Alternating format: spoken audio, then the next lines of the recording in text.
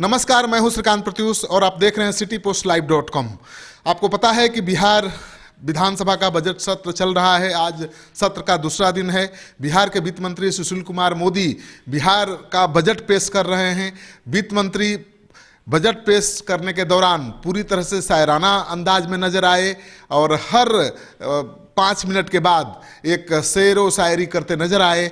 उनके शेर व शायरी पर उनके पार्टी के लोगों ने, सत्ता पक्ष के लोगों ने तो खूब जमकर तालियां बजाईं, लेकिन विपक्ष को रास नहीं आया और विपक्ष ने काफ़ी हंगामा किया। तो मोदी अभी बजट सत्र में अपना बजट पेश कर रहे हैं और बिहार सरकार की उपलब्धियों को गिना रहे हैं। उनका कहना है कि बिहार में महंगाई दर में बहुत गिरावट आई है। बिहार 2015-18 के बीच पूंजीगत व्यय में भी काफ़ी आगे रहा है। 21% पूंजीगत व्यय है, यानी केरल, बंगाल, पंजाब जैसे राज्यों से 2 गुना है ये पूंजीगत व्यय। और ग्रामीण क्षेत्र में खर्च करने में बिहार अव्वल रहा है। शिक्षा के क्षेत्र में, ग्रामीण विकास के क्षेत्र में, स्वास्थ्य के क्षेत्र में, कृषि के क्षेत्र में बिहार सरकार ने बहुत कुछ किया है, बहुत उपलब्धियां हासिल हुई हैं। आरबीआई रिपोर्ट के अनुसार बिहार का राजस्व का 7.3% ब्याज भुगतान पर खर्च होता है, जो बहुत कम है। और जो नेशनल पैरामीटर है उसके अनुसार 10% से ज़्यादा खर्च नहीं होना चाहिए ब्याज पर, लेकिन बिहार तो 7.3% ही खर्च कर रहा है ब्याज पर। यानी दूसरे राज्यों की तरह बिहार सरकार अपने अधिकारियों के, अपने कर्मचारियों के वेतन के लिए कर्जा नहीं ले रही है। और उन्होंने कहा कि बिहार सरकार का बजट घाटे का नहीं है और इस वजह से केंद्रीय अनुदान जो मिलता है दूसरे राज्यों को, सैकड़ों हजारों करोड़, उससे बिहार वंचित रह जाएगा।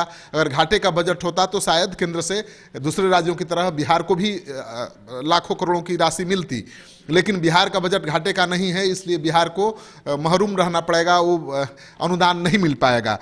सुशील मोदी ने अपना विकास कार्यों को गिनाया और कहा कि विकासात्मक व्यय में भी बिहार बहुत आगे रहा है। आंध्र प्रदेश, बंगाल, केरल, पंजाब को वेतन देने के लिए पैसे नहीं हैं, कर्ज लिया जाता है वेतन देने के लिए, लेकिन बिहार तो अपने बलबूते पर अपने कर्मचारियों को, अधिकारियों को वेतन दे रहा है। बिहार का बजट घाटे का नहीं है। और उन्होंने कई उपलब्धियों को गिनाया, कहा कि बिहार में सड़क निर्माण कार्य जारी है, पुल पुलिया का निर्माण हो रहा है, कृषि के क्षेत्र में बहुत काम हो रहा है, स्वास्थ्य और शिक्षा के क्षेत्र में बहुत काम हो रहा है।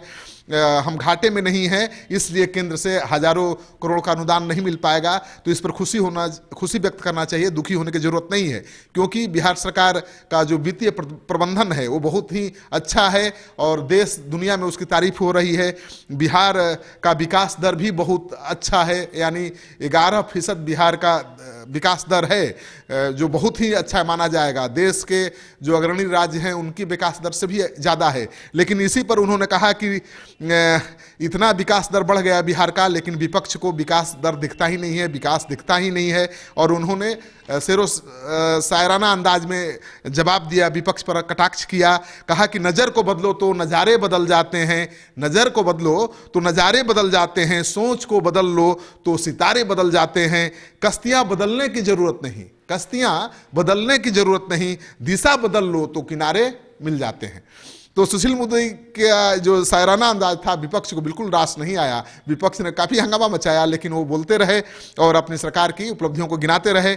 उन्होंने नीतीश कुमार के शराबबंदी पर भी खूब जमकर बोला और कहा कि शराबबंदी एक आंदोलन बन चुका है, गरीबों की ज़िंदगी बदल गई है और जो लोग शराबबंदी का मजाक उड़ाते हैं उन पर भी एक शेर शायरी पढ़ दी और कहा कि नशा पिलाकर गिराना तो सबको आता है, नशा पिलाकर गिराना तो सबको आता है, मजा तो तब है जब गिरते को संभाल ले साकी। तो शराबबंदी पर भी शायराना अंदाज में दिखे और मुख्यमंत्री के इस मुहिम की काफ़ी तारीफ की और कहा कि गरीबों की ज़िंदगी शराबबंदी से बदल गई है। दहेज प्रथा, बाल विवाह पर भी खूब बोले और कहा कि जो राष्ट्रीय आंकड़ा है, औसत आंकड़ा है, उसमें भी बिहार को काफ़ी सफलता मिली है। दहेज प्रथा कम हुई है और बाल विवाह के प्रतिशत में भी बहुत कमी आई है। तो सामाजिक क्षेत्र में भी बिहार सरकार ने परिवर्तन लाया है, आर्थिक क्षेत्र में भी एक मुकाम हासिल किया है और बिहार लगातार विकास के पथ पर बढ़ रहा है। तो बजट में और भी क्या लोकभावन बातें हैं मोदी और बिहार के लिए, बिहार के लोगों के लिए, बिहार के कारोबारियों के लिए, बिहार के कामगारों के लिए क्या देते हैं, अभी आगे पता चलेगा, क्योंकि बजट अभी पेश वो कर रहे हैं, बजट अभी पूरी तरह से पेश हुआ नहीं है। अभी तो शुरुआत की खबर हम आपको दे रहे हैं कि बजट का क्या आधार है और बजट में क्या बातें हैं, किसको प्रमुखता दी गई है। जैसे ही खबर आएगी हम पूरी अपडेट्स के साथ आपके लिए हाजिर होंगे। आपको ये खबर अच्छा लगे तो दोस्तों के साथ जरूर शेयर करिए। अगर आपने अब तक हमारा यूट्यूब चैनल सब्सक्राइब नहीं किया है तो जरूर कर लीजिए। आपका सहयोग समर्थन लगातार मिल रहा है, उसके लिए बहुत बहुत आभार। नमस्कार।